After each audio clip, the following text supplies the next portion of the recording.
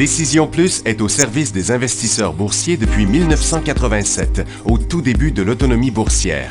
Notre logiciel de graphique Market Vision Plus et notre logiciel de code dynamique Trader Plus en ont fait sa renommée. Nous sommes encore ici parce que nous évoluons sans cesse et que nous servons bien nos clients. Découvrez nos produits et services spécialement conçus pour l'investisseur actif et autonome dans la boutique Décision Plus. Le logiciel de graphique Market Vision Plus est en français. C'est le logiciel le plus utilisé par les investisseurs de chez nous. C'est lui que vous voyez dans le feu de l'action. Trouvez, classez et analysez plus facilement avec cet outil sans pareil pour suivre la bourse et prendre les meilleures décisions. Gardez vos titres à l'œil avec Market Vision Plus. Consultez la boutique Décision Plus pour en faire l'essai pendant 10 jours sans aucun frais, c'est garanti.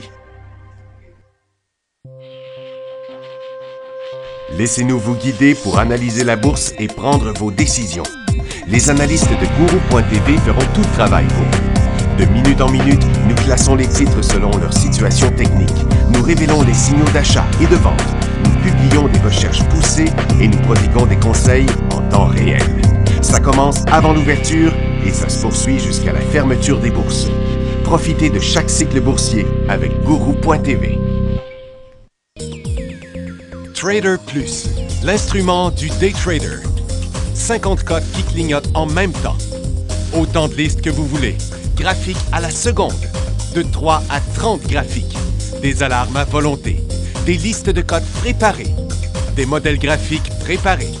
Prêts à faire feu. Achetez, vendez avec Trader Plus.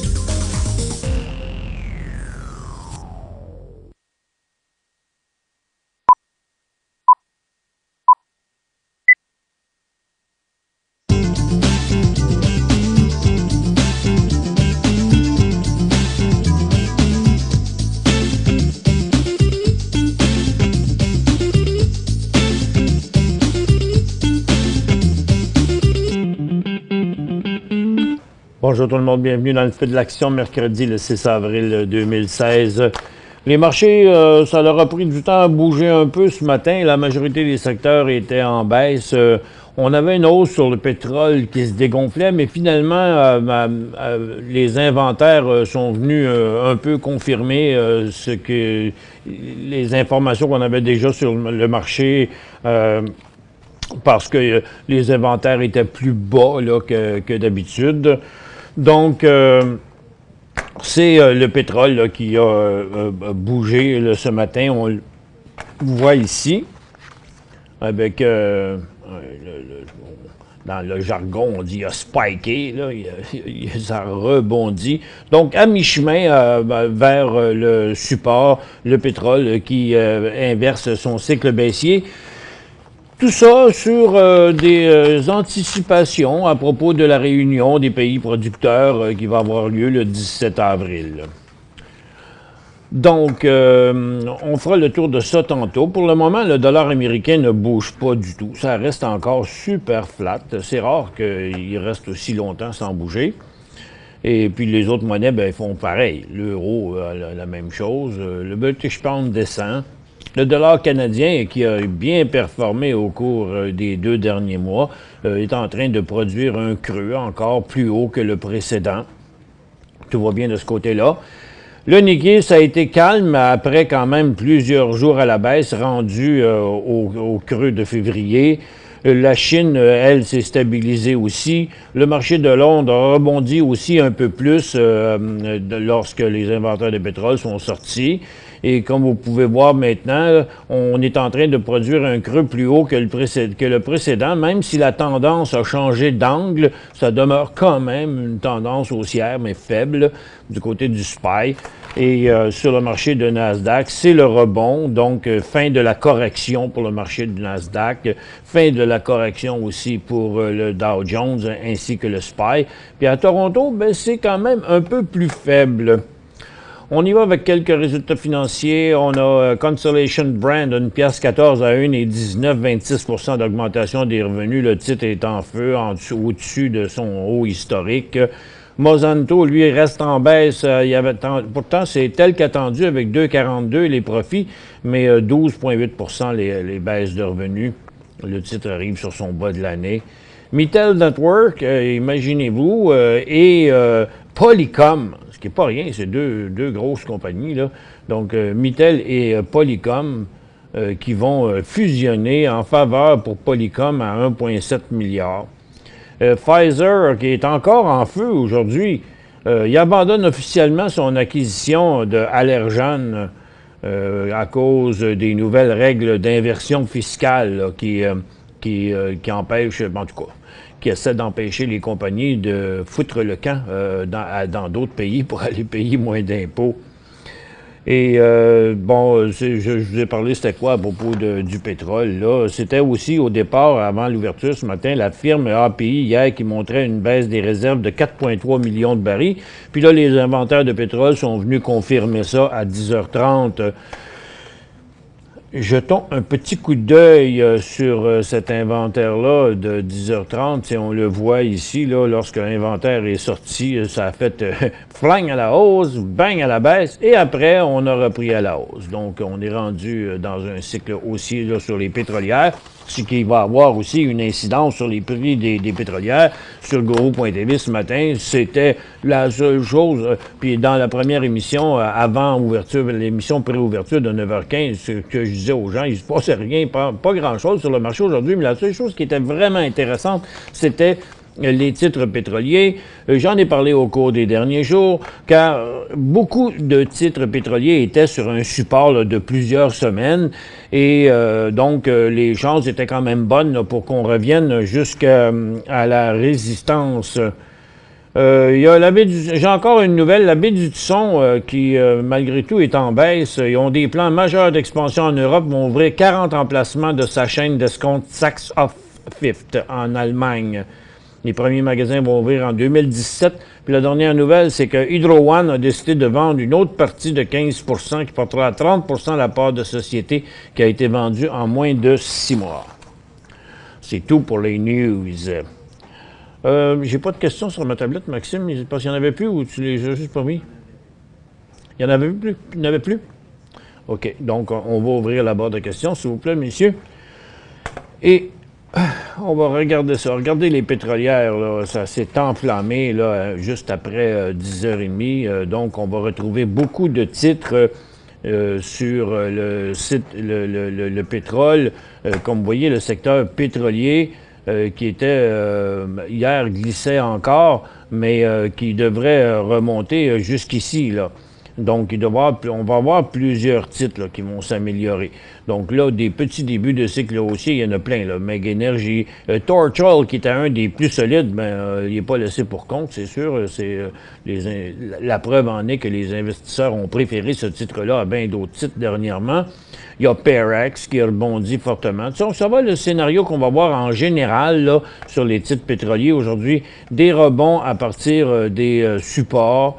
Et certains montent beaucoup plus que d'autres, mais on confirme encore une fois un autre support à ce niveau-là.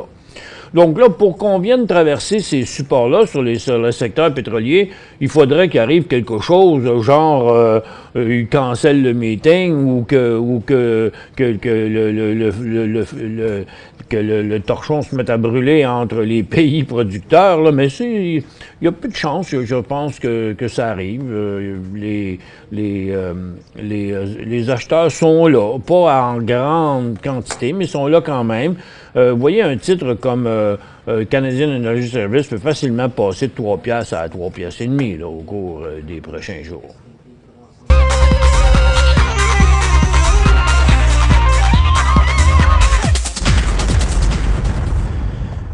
Pour ce qui est des autres secteurs, on a le secteur santé qui débute un cycle haussier. Aujourd'hui, c'est Valiant et d'autres, comme il y a Concordia Healthcare qui inverse sa tendance baissière.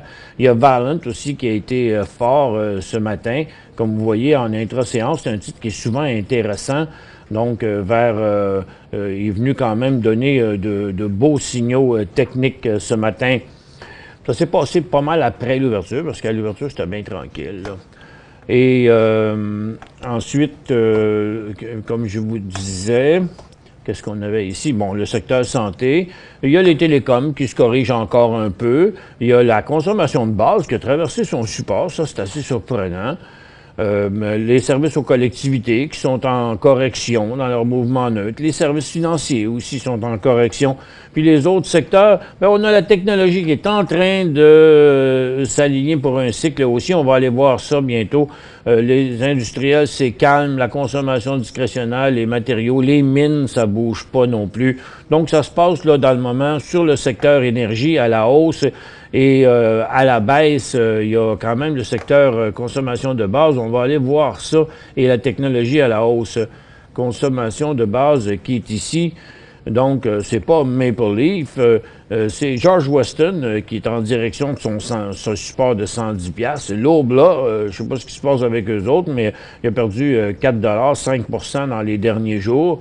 Il y a Métro qui vient de traverser son support là aussi.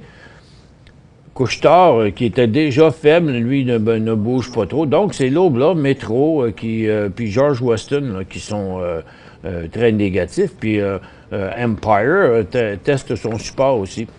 Bon, je sais pas ce qui se passe.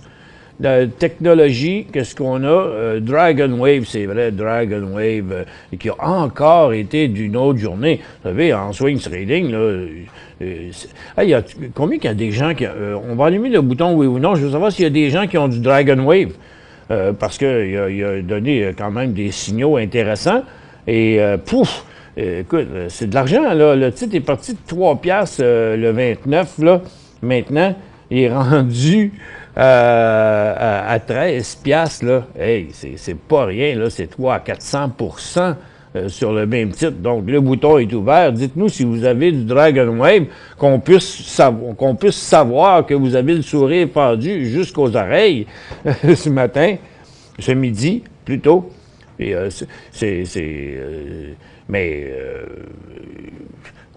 même hier, on aurait dit qu'on n'achèterait pas parce qu'il était rendu bien trop haut, mais encore plus aujourd'hui, où c'est pas souvent qu'on voit de très, très grosses hausses comme ça qui se sont pas faites dans une journée sur un takeover, là.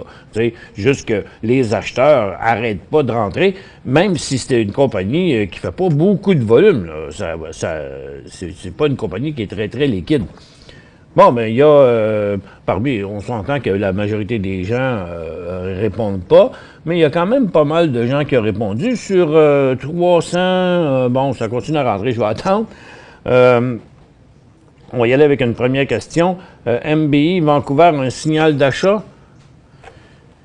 MBI, c'est Med Biogène. Bon, on va regarder ça sur un an. On voit de l'activité, là.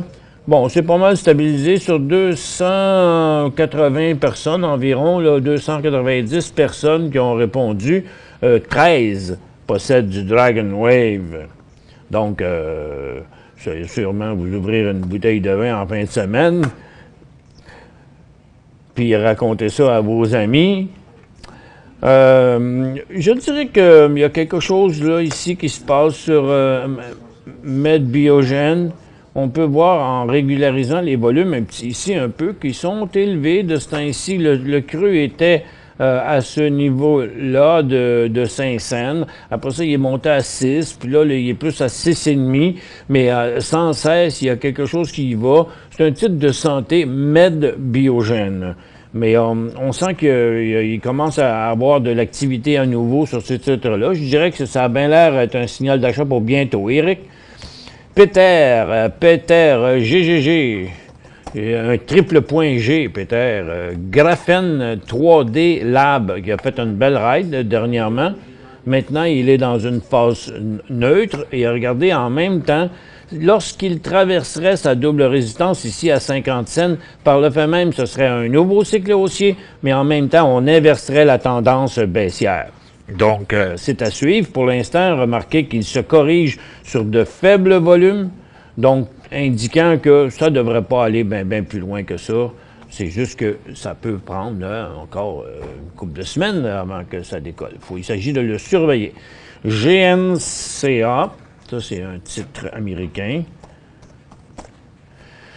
Oh, c'est un autre qui est beau, hein? Il est pas pire, il est cute pas mal, à part de ça. Regardez, il y a eu un gros élan ici, cette journée-là. Puis quand on le regarde à très court terme, vous voyez, les creux sont toujours de plus en plus hauts. On va regarder ça sur une dizaine de jours pour avoir un meilleur coup d'œil, plus précis. Donc, c'est ici que c'est fait sa grosse flambée. Et là, il y a un niveau de résistance très important.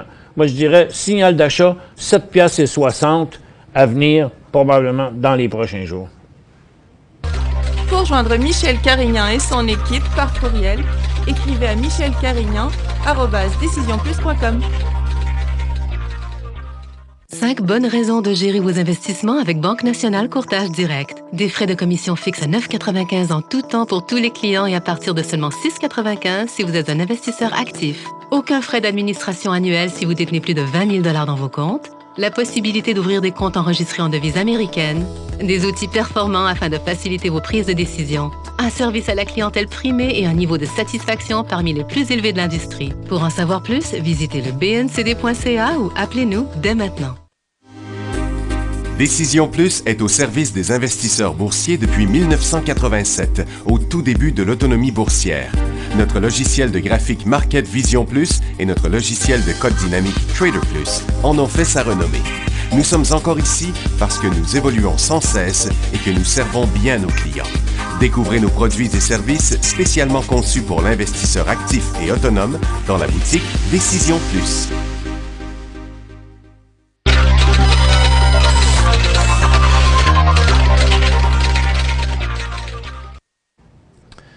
Bon retour, mesdames et messieurs. Bon, on regarde ça dans le collimateur, là. GNCA, là, c'est un bon in de on ne sait pas qui, parce que il s'appelle GNCA, notre auditeur. J'ai acheté 5000 GNCA à 5,25, vendu 2500 à 7,50. J'aimerais votre analyse. Bien, regardez, on regarde ça, là, c'est clair, là, vous avez très, très bien joué votre carte là-dedans. Vous l'avez vendu à 7,50, c'était ici? Oui, probablement. Vous l'avez acheté une journée, vendu le lendemain. Là, pour le moment, vous voyez ici, les 2 derniers jours, je vous le montre dans le graphique intra-séance, là, le prix d'hier et aujourd'hui est ici. La tendance est là. Donc, je dirais, pour plus un petit peu de marge de manœuvre, là, vous avez payé 5 écarts, donc à 6 écarts. Pour l'instant, là, mettez-vous un stop là, à 6 écarts. Tu sais, d'un coup, il arrive quelque chose, là, bing, bang, boing, là, quelqu'un pète de travers, puis là, ça part par l'autre bord.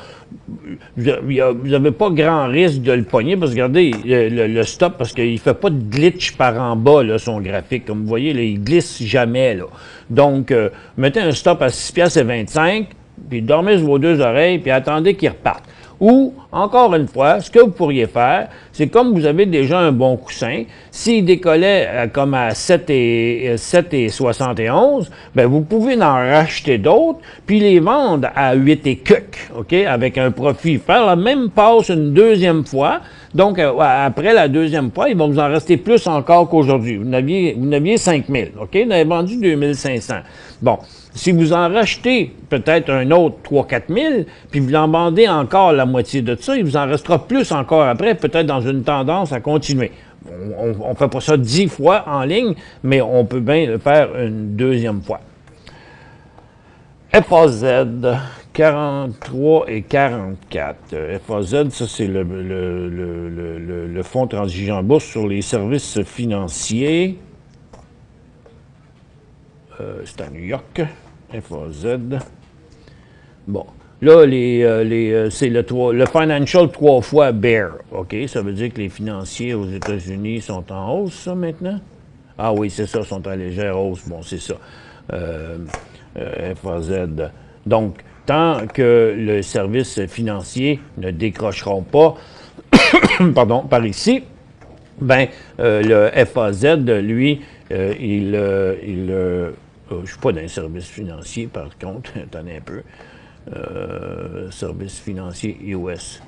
Oui, c'est ça. La petite hausse, là, tant que les services financiers ne décrocheront pas, là, bien, votre FAZ, il ne va pas décoller au-dessus de sa résistance. OK? Un fonctionne avec l'autre. La valeur de référence, c'est l'indice. Pardon. Ça fait que le signal d'achat est à 45. Vous l'avez à 43,44, il vaut 43,16. Techniquement, en swing trading, le signal de sortie serait à 40,96. Bon, là, qu'est-ce qu'il faut retenir là-dedans? C'est qu'ils ne sont pas forts, là, les services financiers, dans le moment. C'est sûr que plus vous allez remonter par là, puis plus vous allez être en perte sur votre FAZ. Par contre, si ça revient de bord puis il part par là, bien là, ça va être bien payant. Je me questionne plus sur votre point d'entrée. Parce que vous avez acheté FAZ, je vais revenir sur FAZ, là. FAZ à 43 et 44. On va mettre ça sur le graphique ici, intra-séance, 43 et 44. OK, je comprends. Vous l'avez acheté hier matin, fort probablement ici. Mais regardez là, sur le point actuel, OK? Vous avez un point de vente là, juste sous les 43, là. Je vais vous le montrer en 5 minutes, qui va être plus évident. Vous voyez, il se tient là. Dans votre cas, à vous, c'est fatigant parce que s'il repart en dessous de ça, il y a des bonnes chances de se rendre à 41,75. Donc, ce serait peut-être mieux de se retirer là, le 42,93, là, 42,90, 42,95 dans ce coin-là. FMS acheté à 22 cents. FMS. Focus métal. OK, vous l'avez acheté à 22 ici. Bon, quand vous l'avez acheté ici, le titre décollait au-dessus de ce support-là dans une tendance haussière qui est ici. Donc, vous l'avez acheté là, il y a une certaine correction. Maintenant, regardez le BDNAS qui est ici et non pas là, là. Et puis, mais le signal est là à 14 cents. Fait que là, vous avez comme pas trop le choix de le toffer, OK? Parce que la tendance est belle, la poussée s'est faite sur des volumes. C'est juste qu'il y a une petite correction, là, c'est un peu difficile. Mais pour l'instant, je vous dirais, non, vendez pas ça avant qu'il brise les 15 cents. Et puis, mais votre trade n'était pas un mauvais trade. Analysez PDQ. PDQ. Aïe aïe. Petro Dorado Énergie, qu'est-ce qui est arrivé là? Aucune idée. C'est la première fois que même je pense que je vois ce stock-là. Il a mangé une méchante claque, je sais pas pourquoi. Il vaut plus rien, là. Ces actions ont perdu 90% de la valeur. Bon, ben si vous n'en avez pas, tenez-vous loin de ça. Puis il n'y a rien à faire avec ça. Là. Regarde, ça vaut 3 cents. Là. 3 cents, même quelqu'un qui, tu sais, ça a presque plus de valeur. Il n'y a pas grand-chose à dire là-dessus que c'est une grosse catastrophe. Raison pourquoi on ne mettra jamais tout notre argent là-dedans. Oui? En fait, compte, c'est une remise de capital aux actionnaires de 42 sous. Là, une remise de capital aux actionnaires de 42 cents? Pourquoi qu'une compagnie de 45 cents en sort 42 cents? Tu vas-tu regarder, tu vas me le dire? OK, Maxime va continuer à vérifier ça. Ils ont fait une sortie de capital de 42 cents. C'est quoi ça? Je comprends pas. On a décidé de sortir de là, de rembourser les actionnaires, je sais pas, là. FAS sur Amex. FAS. Ah, c'est la direction Financial Bull. Bon, ben là, c'est le contraire de l'autre monsieur avec son FAZ, Thomas. Vous voyez, on avait quelqu'un tantôt qui a acheté du FAZ pour jouer les finances à la baisse. Puis là, on a FAS pour acheter les finances, pour jouer les finances à la hausse. Acheté à 215, acheté 215 à 25,13. Ben, pour l'instant, vous êtes sur un support. Donc, ici, tant que le secteur va remonter, vous avez des bonnes chances de revenir à votre 25,13, mais encore une fois, c'est une transaction qui a été faite dans un mouvement neutre. Fait qu'entre les deux, ici, ça allait perdre de l'argent, puis ici, il faudra sortir, juste en dessous du support.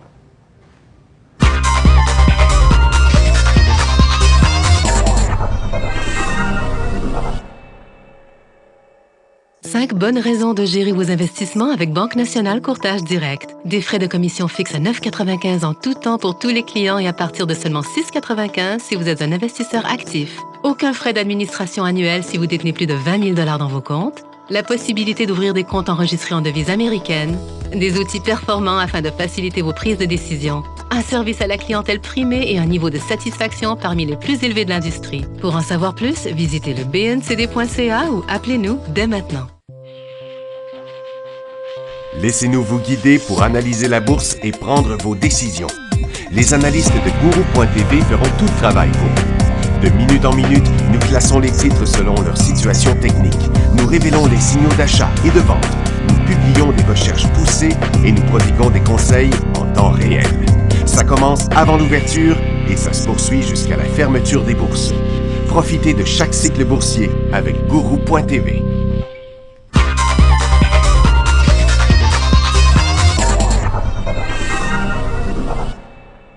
Bon, on avait la question de Rick avec la compagnie là, qui est partie de 45 cents à 42 cents, là, qui ont fait une sortie de fonds de 42 cents, qui ont remis aux actionnaires. Dans la nouvelle, ça dit que bientôt les actionnaires vont être avertis de quand le paiement va se faire. Mais ils disent là-dedans de ne pas appeler la compagnie pour savoir. Ben, ils devraient en dire un peu plus dans les nouvelles. Hein? Est-ce que USO, c'est un achat? Ce matin, il y a eu un beau point d'entrée là-dessus. Ça, c'est évident. Juste là, après les inventaires, là, pas après le petit fling-flang, puis quand le titre s'était lancé avec des bons volumes le plus haut, là, il a quand même beaucoup monté pour la journée. Mais en day trading, c'était intéressant. En swing trading, ça reste un rebond là, pour la journée.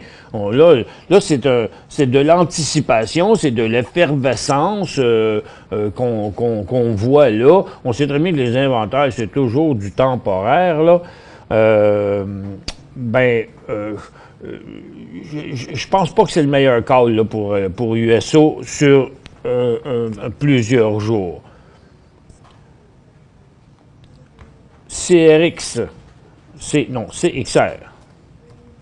Ça, c'est Concordia Healthcare. Ben, il donnait un beau signal ce matin. Je trouve que son volume est vraiment faible, mais regardez, il a été quand même très soutenu, là, son volume, tout l'avant-midi.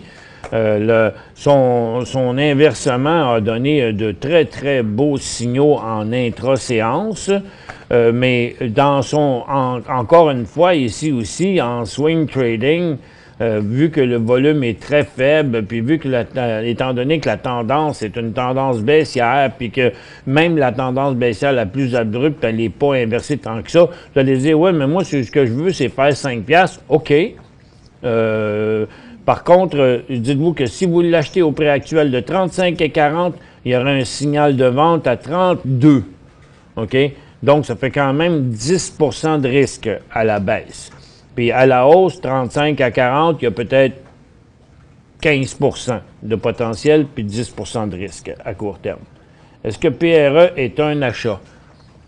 Oh, finalement, ça a monté jusqu'à 21 auditeurs qui avaient acheté voyons. Pardon? Dragon Wave, oui, c'est ça. Des petits fils qui n'étaient pas connectés dans ma tête. PRE.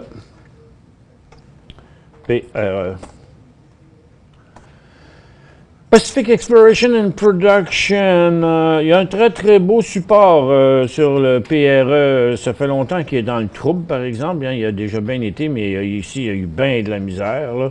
Là, il a rejoint un gros plateau. Sa tendance baissière n'est pas vraiment inversée. Là, il est comme coincé ici sur un petit support plus haut. Là.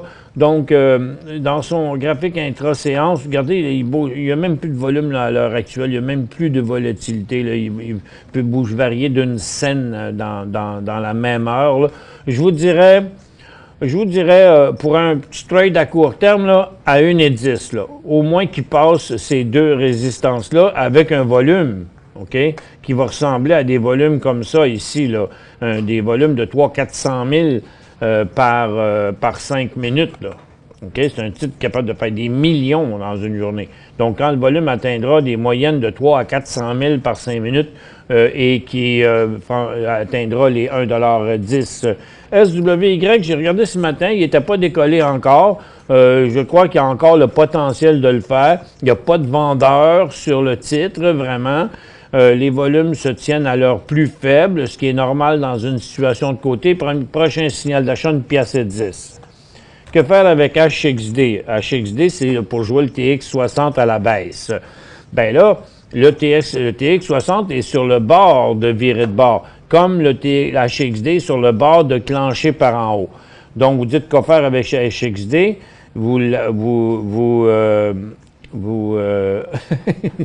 C'est pas pire, je sais pas pourquoi, mais c'est marqué CHQ poste. Est-ce que vous m'avez posté un chèque? Bon, c'était la joke à matin. On va regarder le TSX. Donc, vous voyez, le TSX, il est quand même sur le bord de flancher par là. Donc, votre HXD, là, il va partir en peur. Parce que autant que le marché est à côté sur son support, HXD est à côté sur sa résistance. Donc là, il y aurait un trade à faire si le TSX part en vrille. OK? Ce serait un achat sur HXD. Bonjour, le bear, c'est fini? Ben, le bear, la correction, vous voulez dire? Le bear, ça dépend. Là. Comme je viens de dire ici, on va partir en cycle baissier si on s'en va par en bas. Par contre, à courte échéance, sur la majorité des marchés, moi, je demeure regardez, si le marché de Nasdaq revenait par ici au cours des prochaines semaines, il suivrait encore une tendance baissière. Ça, c'était une tendance baissière. Ça aussi, c'est parsemé de grandes volatilités, oui. Mais est-ce que c'est fini? Ça pourrait reprendre, tout simplement. Mais pour l'instant, là, c'est un marché qui n'en a pas de direction. On a eu du mouvement sur le pétrole, il vient d'avoir une belle grosse poussée sur les mines, entre autres, mais c'est du mouvement à très, très, très court terme. Le marché se cherche encore une direction. Merci à tous d'avoir été là. On se retrouve demain.